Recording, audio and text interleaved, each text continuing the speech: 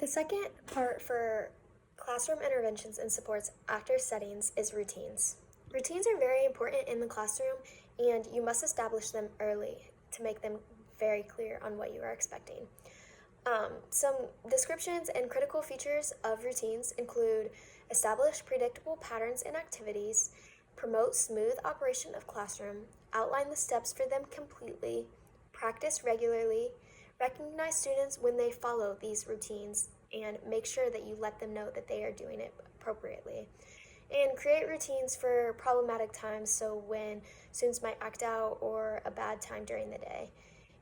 Um, there are several examples, elementary and secondary. You want to establish routines for arrival and dismissal for the elementary. You want transitions between activities is important to have a routine so students aren't just wandering around and it's smooth. For assessing help and what to do after work is completed. Some examples of this include hang up your coat and backpack when you get to school, put notes and homework in the in bin, sharpen two pencils before the start of class, go to your desk and begin the warm-up activities listed on the board. These are all different examples of what you could do in the elementary classroom. Along with this, there are some secondary examples. You want to consider routines and procedures when they are turning in work, handing out materials, making up missed work, and what to do after work is completed.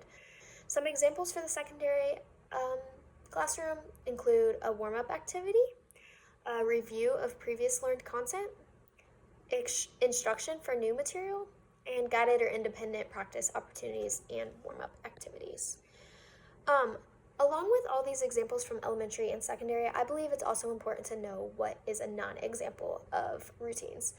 This includes assuming students will automatically know the procedures and routines without practicing them or making them clear. Also, omitting tasks that are expected. And lastly, missing opportunities to provide visual reminders about the routines. All of these things are important to do, and these are good non-examples and things that you should not do. Establishing procedures and routines early and making them very clear is so essential for your students to understand and do what you want them to do. Student learning is enhanced with basic classroom structure and routines. That is the end, and I believe it's very important to have routines built in and to make them very clear and early predictable patterns and activities.